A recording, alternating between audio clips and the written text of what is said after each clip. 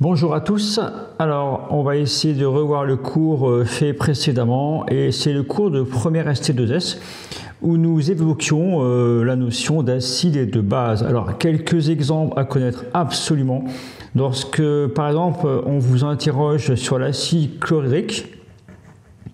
Donc faites attention, cela dit, à l'orthographe pour cet acide-là. Il est bien quand même en chimie de connaître absolument par cœur la formule de cette solution. C'est une solution ionique, l'acide chlorhydrique. Donc vous avez un anion et un cation. Alors le cation est très connu, H3O+, et l'anion est le chlorure. Alors, on va marquer tout de suite les noms. Donc, vous avez l'ion oxonium. Donc, essayez de retenir ce nom à partir de maintenant, parce qu'on le rencontre énormément, surtout dans ces chapitres-là. Et on a joint un l'ion chlorure, ce qui va d'avoir une solution qui est neutre électriquement. Alors, l'autre solution que l'on rencontre très souvent en acide-base, c'est la soude. C'est une base en général. Et son nom systématique, en l'occurrence, c'est l'hydroxyde de sodium. Alors, on va retrouver la petite formule. Donc, comme nous révisons un petit peu les notions vues cette année, voilà, on reprend un petit peu à partir de là. Et donc, hydroxyde de sodium, l'ion sodium, et vous avez ici l'ion hydroxyde. Donc, ion hydroxyde. Attention également à l'orthographe. Alors, lui, il est connu comme étant une base.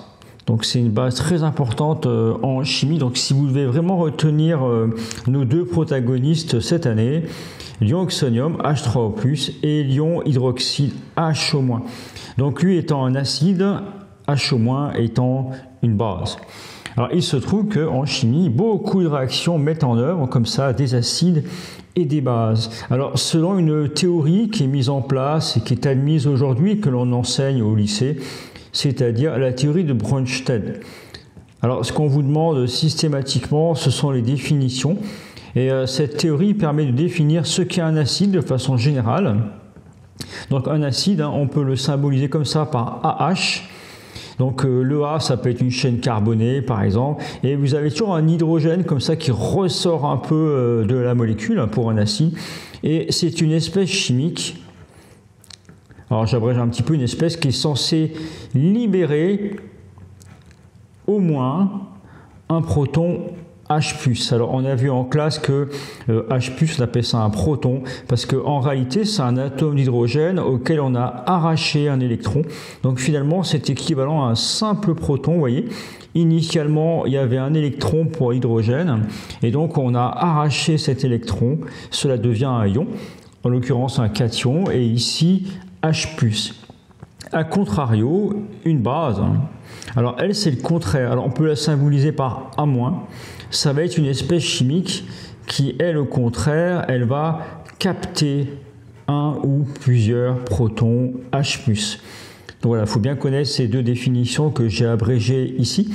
Et cela peut se retranscrire de façon très formelle en écrivant qu'un acide, donc AH en l'occurrence, peut libérer un proton et l'échanger ainsi avec sa base conjuguée. Donc ce qu'on écrit ici, comme ça, avec un égal, on appelle ça une demi-équation. On a un petit peu commencé à regarder cela cette année. Donc le égal symbolise que ce n'est pas vraiment une réaction, ça peut avoir lieu dans ce sens comme dans celui-ci. Néanmoins, vous remarquez que l'acide ici, il a bien libéré H+, donc c'est ce H en fait qui n'est plus présent. Et donc à la place, vous avez A-. Donc là, vous avez un acide qui est conjugué avec sa base. Marche par deux.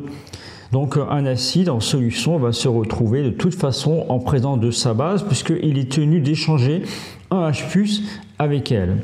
Donc ainsi, on peut écrire, tout ça est très général, je n'ai cité aucun acide particulier, aucune base particulière. On écrit un couple acide-base comme ça, donc l'acide, mettez un slash, sa base conjuguée. Conjuguée, cela sous-entend que voilà, elle lui est donc assignée dans le sens où ils s'échangent mutuellement un proton H+ ici. Donc là, vous avez un couple acide-base. Donc il faut bien comprendre ce principe avec la demi-équation. Alors on peut faire un petit exemple.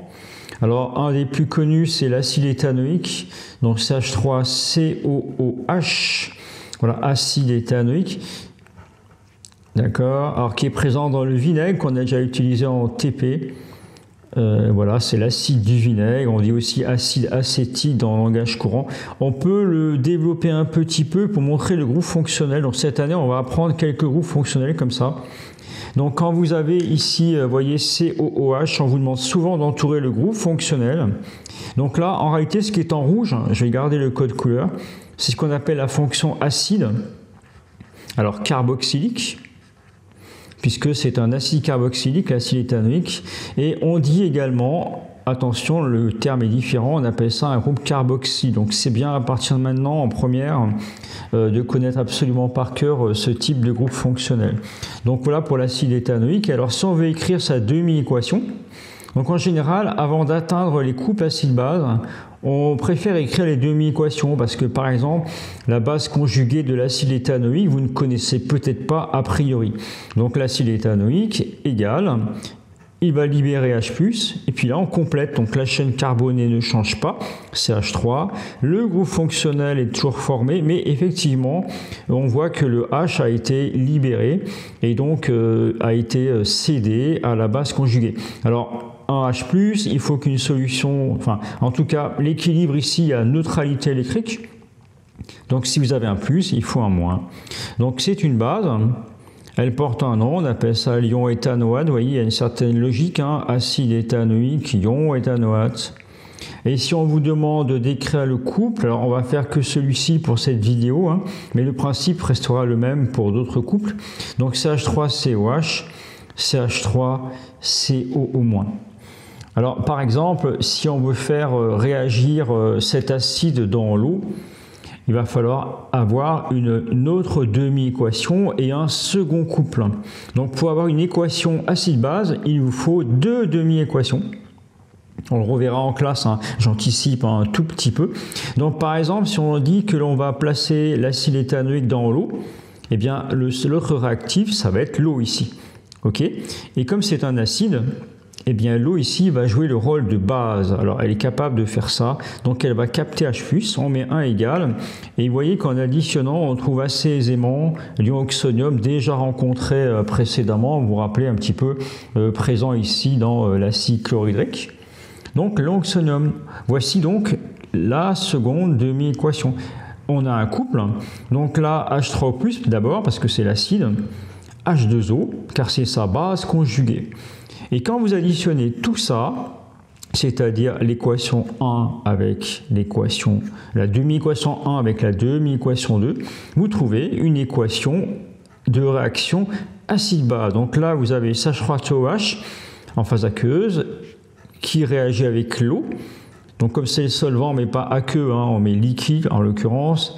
Alors on verra beaucoup plus tard, mais c'est un équilibre, mais là aujourd'hui c'est pas très grave. Et vous obtenez la base conjuguée de l'acide éthanoïque plus H3O+. Donc voilà pour une réaction acide-base. Alors parfois je mets A, B au-dessus pour signifier donc qu'il s'agit d'une réaction acide-base. Donc voilà pour ce petit canevas de cours, et je me permets également de faire 2-3 petits rappels qui ne sont pas inutiles si jamais vous avez des choses à réviser en chimie. Alors on peut rappeler que par exemple vous avez cette relation là qui est toujours très utile, qui relie la concentration molaire souvent, donc ici en mol par litre, la quantité en mol, on va faire un exemple si vous voulez, rapporté au volume de la solution en litres.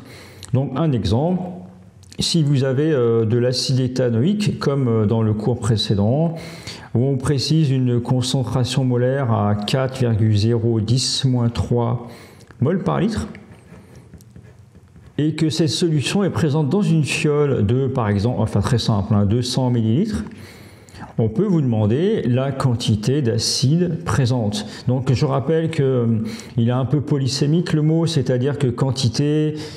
En chimie, pour nous, cela signifiera le nombre de moles. Donc, vous voyez, quand vous avez C égale N sur V, la petite astuce, alors je fais assez rapide pour ces exemples-là, vous voulez le nombre de moles, donc le V, il est gênant, il va monter.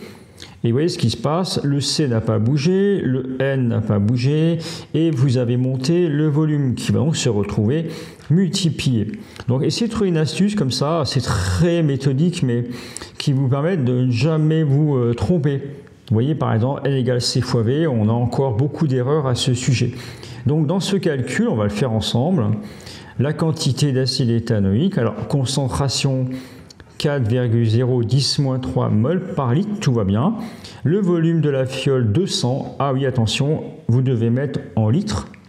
Alors pour le calcul, on va le mener, donc 4,10-3 fois 200, alors attention, vous êtes en millilitres, il faut passer en litres, alors je rappelle qu'il faut rajouter 10-3. Et donc la quantité de matière en acide éthanoïque, donc pensez toujours à la rédaction, et je terminerai par ça, donc quantité de quoi? Eh bien d'acide éthanoïque, puis il faut bien marquer la quantité, égale 8,0, 10-4, et ne restez pas sans rien, sinon ça n'a absolument aucun sens. 8-10-4 quoi? Eh bien on regarde, ah oui c'était une quantité, ça vous permet intellectuellement de remonter un petit peu la consigne, quantité, donc l'élève qui marque l'unité, il sait où il en est, il sait quelle était la consigne, et l'élève a marqué mol ici, pour la quantité de matière d'acide éthanoïque. Voilà, je pense que ce sera suffisant comme première petite vidéo pour voir un petit peu ce qu'il faut retenir actuellement. Le chapitre n'est pas terminé. On a encore aussi d'activités expérimentales à mener, donc essayez soit de revisionner, de faire des pauses pour faire une trace écrite. Je vous invite fortement, si c'est une vidéo comme ça, à faire des petites pauses, faire une trace écrite en même temps que moi, c'est important pour l'assimilation. Voilà, à très bientôt, bon courage à tous.